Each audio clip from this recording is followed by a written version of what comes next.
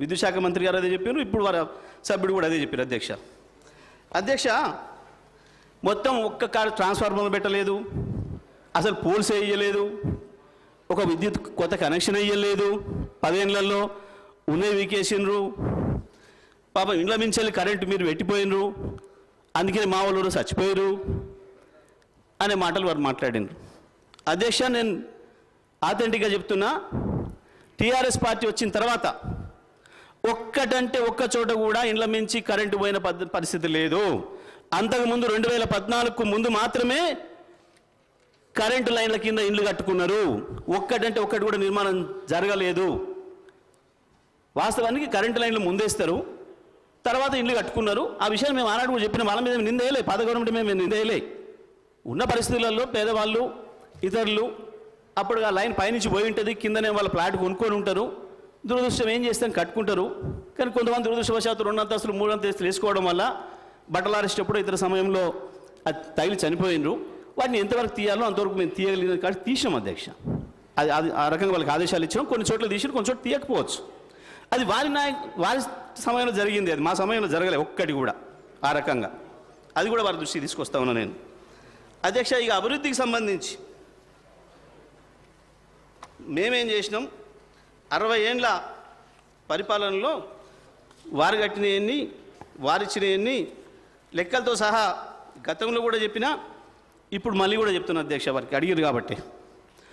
అధ్యక్ష 2/6/2014 నాటికి తెలంగాణలో విద్యుత్తు కాంట్రాక్టెడ్ కెపాసిటీ 7,778 మెగావాట్లు అయితే, మొన్న 1/1/2024 నాటికి 19,483 మెగావాట్ల అధ్యక్ష.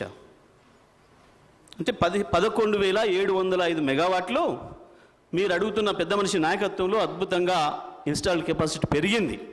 ఈ రాష్ట్రంలో ఇన్స్టాల్డ్ కెపాసిటీ 11,000 పెరిగింది 10 ఏళ్లలో. మీ ఘనత వహించిన మీ పాలనలో మీరు మీ దోస్తులు చంద్రబాబు నాయుడు గారు ఇంకా అందరు కలిసి చేసిన నాటి రాజ్యంలో మొత్తం కలిపితే మీరు ఇచ్చింది 7,700 అయితే, ఈ రాష్ట్రానికి కేసీఆర్ గారు వచ్చిన తర్వాత 10 ఏళ్లలోనే 11,000 అధ్యక్ష. ఇది వారి దృష్టికి తీసుకొస్తా ఉన్న అధ్యక్ష. సోలార్ కెపాసిటీ అధ్యక్ష, వీళ్ళ 70 ఏళ్ల కాలంలో, వీళ్ళ 60 ఏళ్ల కాలంలో వీళ్ళు ఇచ్చింది 74 మెగావాట్ల అధ్యక్ష. కేసీఆర్ గారు వచ్చిన తర్వాత 6,058 మెగావాట్లు యాడ్ చేస్తూ 6,132 మెగావాట్లు 1/1/2024 నాటికి మేము తీసుకొచ్చింది అధ్యక్ష.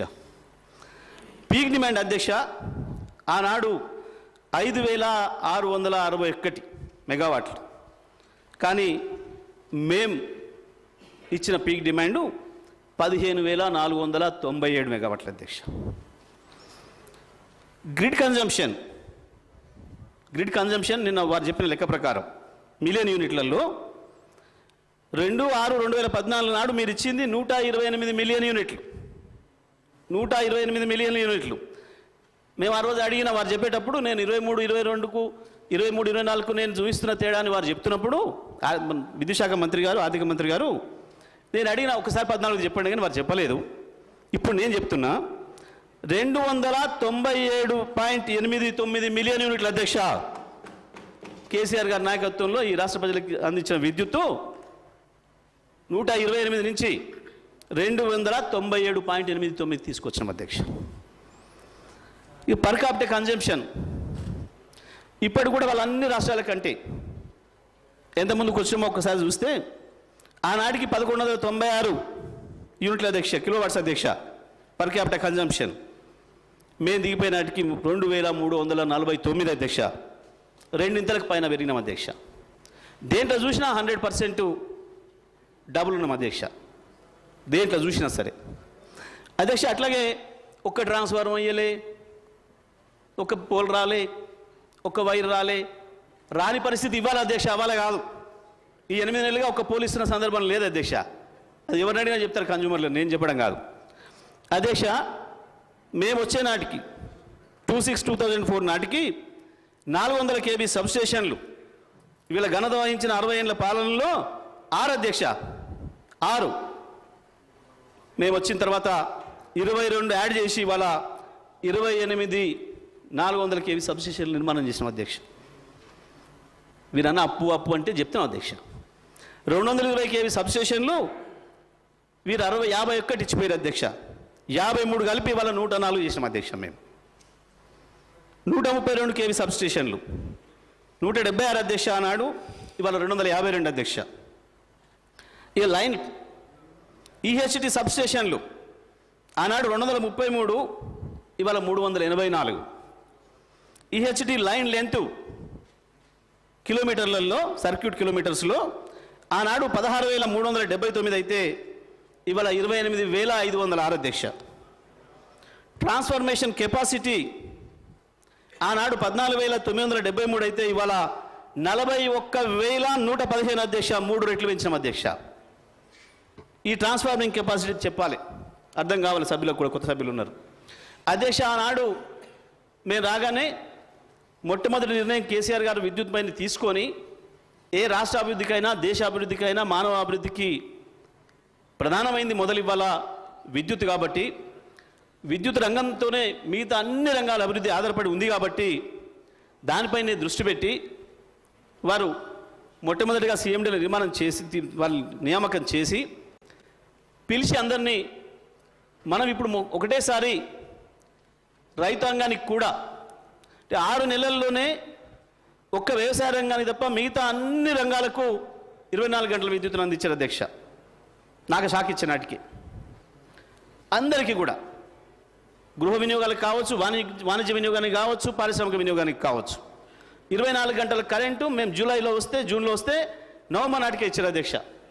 విద్యుత్ రంగానికి కూడా ఇదే పద్ధతిలో ఇవ్వడానికి ఏం ఆటంకాలు ఉన్నాయి, ఏం అభ్యంతరాలు ఉన్నాయని చెప్పి అందరిని పిలిచి రివ్యూ చేశారు అధ్యక్ష. చెప్తే వాళ్ళు చెప్పిన మాట, సార్ సడన్గా ఇవాళ ఒక 10,000 మెగావాట్లు దొరికి మనం తెచ్చుకున్నా మనం ట్రాన్స్ఫర్మేషన్ చేయలేం, డిస్ట్రిబ్యూషన్ చేయలేం అన్న మాట చెప్పారు అధ్యక్ష. ఎందుకు అంటే ట్రాన్స్ఫార్మర్కి సంబంధించిన మెకానిజం లేదు, డిస్ట్రిబ్యూషన్కి సంబంధించిన మెకానిజం లేదు, లైన్స్ లేవు, సబ్స్టేషన్లు లేవు, ట్రాన్స్ఫర్మేషన్కి సంబంధించినవి లేవు, డిస్ట్రిబ్యూషన్కి సంబంధించినవి లేవు.